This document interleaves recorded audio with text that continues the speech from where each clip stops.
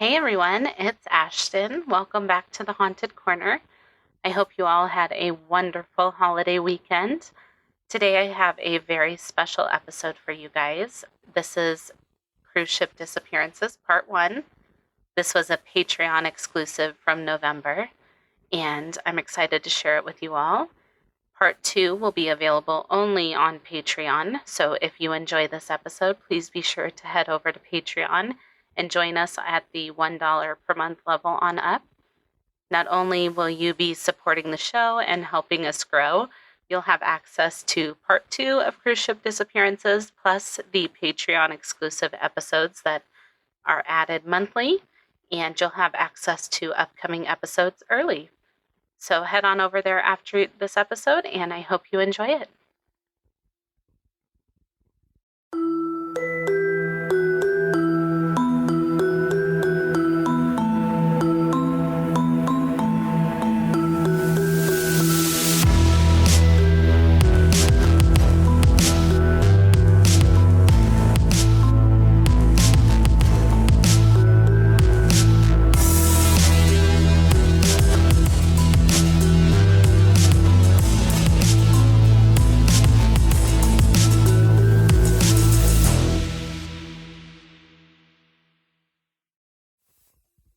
Hey everyone, welcome to the first Patreon exclusive episode of the Haunted Corner podcast.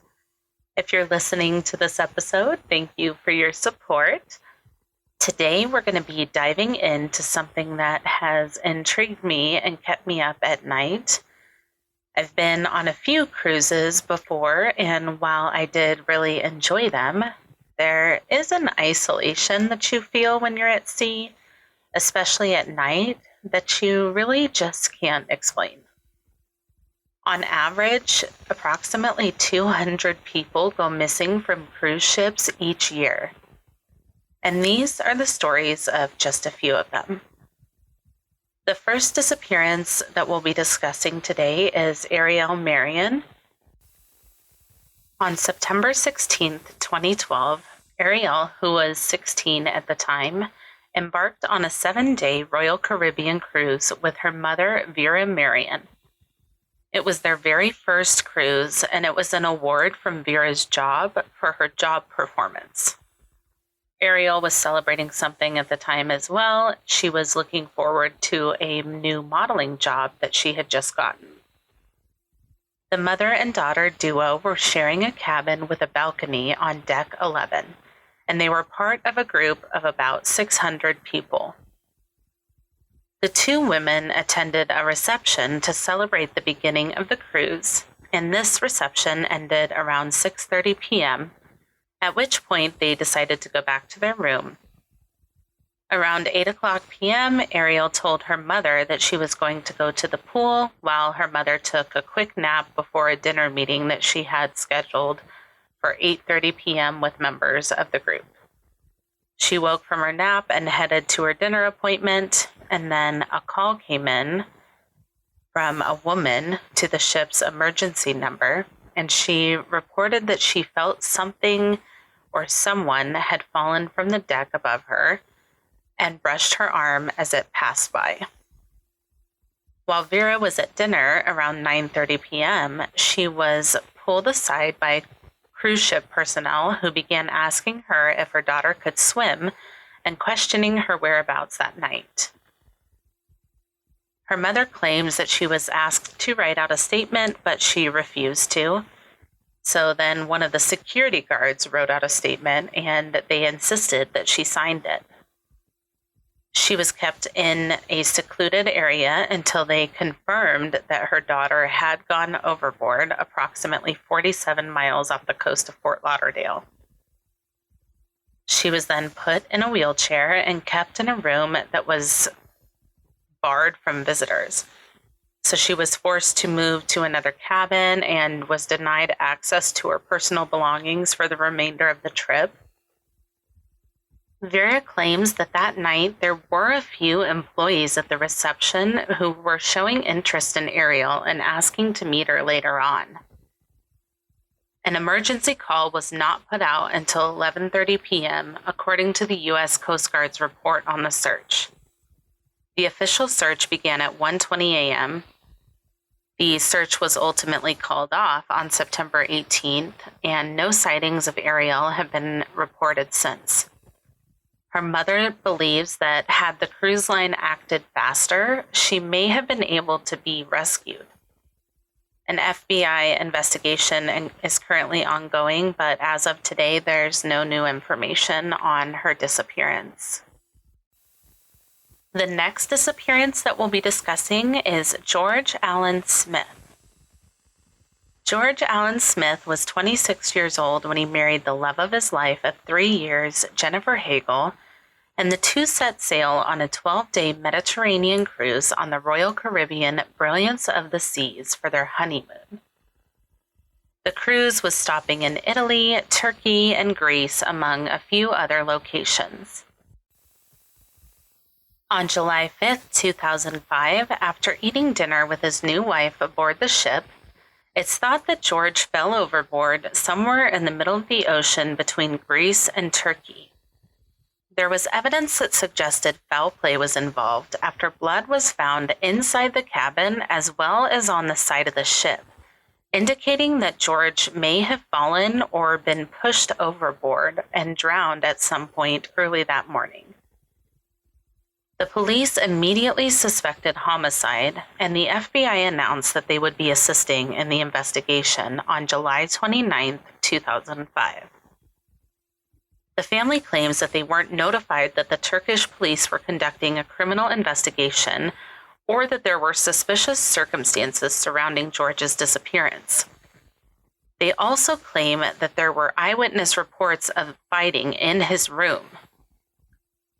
The next port after George's disappearance was Kusadasi, Turkey, and Royal Caribbean ultimately did not lock down the cruise ship. Crew members and passengers were allowed to roam the ship as usual, as if nothing had happened. According to witnesses, Smith's disappearance was preceded by a night of heavy drinking and gambling in the ship's casino. A passenger in a neighboring room said he heard men arguing on the Smith's balcony that night, while another passenger claimed to hear furniture being moved. Jennifer was found passed out in the hallway and did not remember anything that happened that night. In June of 2006, Jennifer accepted compensation set at $1.1 million from Royal Caribbean. However, Smith's family later challenged the terms of the settlement as well as the amount of the compensation. His family has offered a $100,000 reward for information leading directly to an arrest and conviction in the case. Smith's disappearance has led to wider interest in passenger rights on cruise ships. In 2013, the Cruise Lines International Association introduced a Bill of Rights that the CEO and president, Christine Duffy, said, quote, codifies many long-standing practices of CLIA members and goes beyond those to further inform cruise guests of the industry's commitment to their comfort and care, end quote. That same year, Smith's parents backed a bill co-sponsored by U.S. Senators Richard Blumenthal and Jay Rockefeller, which was called the Cruise Ship Passenger Protection Act. And this bill would allow for greater transparency when crimes are committed on cruise ships and more federal government protection of passengers' rights. Ultimately, nothing was ever found regarding George Allen Smith, and his parents and family members still wonder what happened to this day. The next disappearance that we'll be discussing today is Rebecca Coriam. Rebecca Coriam was born on March 11, 1987 in Chester, England. She joined the British Army Cadets in her teens and attended Plymouth University, where she studied sports science. In June of 2010, a 23-year-old Rebecca was interviewed in London for a position with Disney Cruise Line. She was hired over hundreds of other applicants and received 4 months of training at Disney facilities in Florida. She then worked for 4 months on cruises to and from the Bahamas and then returned to Britain Britain for 2 months. Her next assignment was working with other young people on board the Disney Wonder, which was based in Los Angeles. She was on board the ship when it left the port for a Mexican cruise on March 21st, 2011. She sent a message via Facebook to her parents in Britain that she would call them the next day. When her mother didn't hear from her, she became really concerned. Rebecca was captured by CCTV around 5:45 a.m. in the crew lounge. She was having a phone conversation that appeared to be causing her to become pretty upset. A young man walked up to her and asked if everything was all right. She clearly replied, quote, "Yeah, fine," after which she hung up, and that would be the last time she would be seen alive. At 9 o'clock that morning, Corium had missed the start of her shift. She was not anywhere on the ship. They looked in her room, they looked everywhere, and she didn't respond to any pages over the ship's public address system. They found no signs of Rebecca at all. U.S. and Mexican Navy vessels searched international waters where the Wonder had been sailing, but they didn't find anything either. 3 days after her disappearance, a detective from the Bahamas, where the Wonder is registered, actually flew to the ship to investigate. He reportedly spent several days on board, but nothing is known about what happened or what came of that investigation. Rebecca's parents, Mike and Anne Maria Corium, flew from England to Los Angeles, where they met the Wonder upon its return to port. They said that they were brought on board only after passengers had disembarked. In early May of 2011, a few weeks after Rebecca's parents returned home, her bank sent them an email saying that someone had tried to gain access to one of her accounts on April 19th. The card was not among her possessions that were reclaimed by her parents, and these possessions included a pair of slippers, which reportedly were found near the crew pool. However, a crew member said that they were not the right size or style that Rebecca would wear. The Coriums agreed that they were too small for her, and they said that no forensics had ever been done on the pair of slippers. And I've seen slippers or flip-flops, and so I'm not sure if that's just translating differently or if they mean different things, or if it's just a miscommunication. But in September of 2011, an uncle of Rebecca's said the password to her Facebook account had been changed, but it's not clear who logged in to change her Facebook password. There is also an article that I read that said that October, a British journalist named John Ronson sailed on the Wonder and discreetly asked questions. Several crew members who had been on the ship at the time of Rebecca's disappearance spoke to him only on the condition of anonymity. They suggested that more was known about her fate than Disney or the Bahama police had publicly admitted. Bronson concluded that Rebecca, who was an avid jogger, had probably slipped and fallen while jogging along a deck 4 track.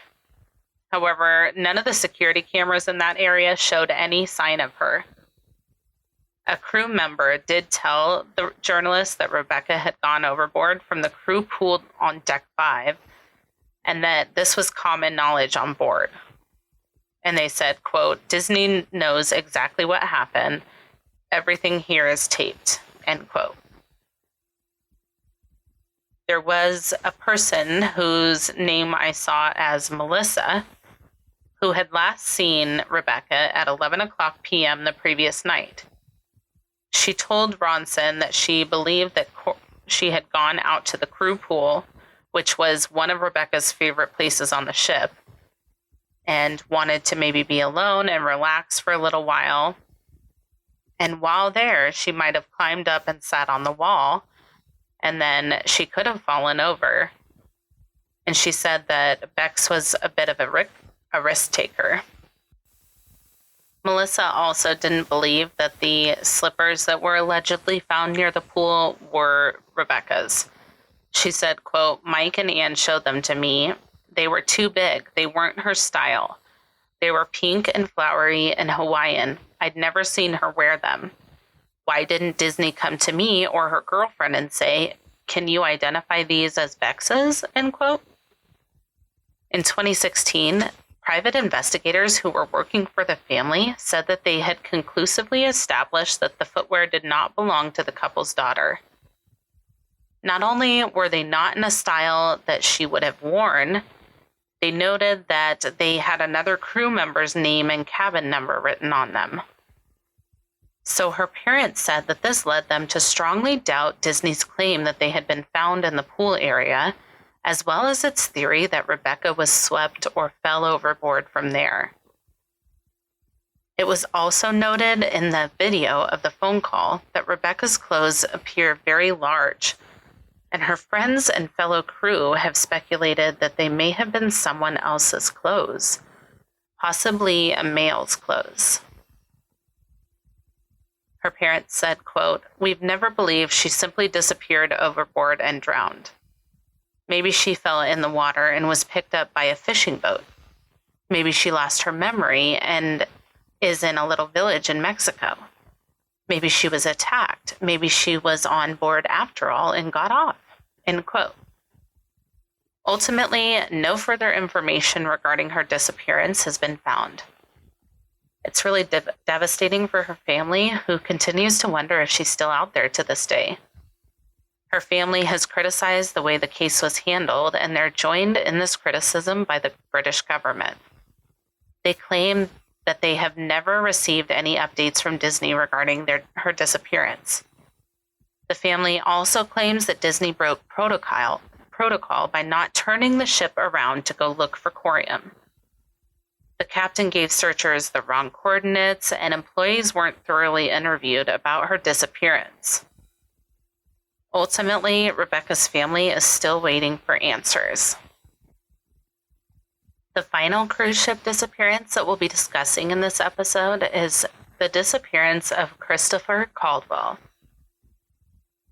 In July of 2004, Christopher Caldwell embarked on the Carnival fascination with his fiancée, Crystal Tinder. Christopher worked for Astro DJs, and he had 3 daughters, and the couple was planning on marrying in July of 2005. Christopher and Crystal went on the cruise to Mexico, and they seemed to be having a great trip up until the last night of the vacation. That last evening, which was July 23rd, 2004, Christopher and Crystal had gone to dinner with some friends that they met on the cruise. Everyone was having a good time. They had a few drinks, and they decided to hit up some of the nightclubs after dinner. Crystal then decided to head in for the night, but Christopher chose to stay in the casino for a while. He told her he would be back shortly, but he never returned to their cabin. The next day, when Crystal woke up at 6:30 a.m., she realized that he hadn't been back to their room, and she decided to go look for him. She checked all possible places where he might have been, and then she went to the information desk and had him paged over the intercom. Video surveillance cameras showed Chris leaving the casino at 2:17 a.m.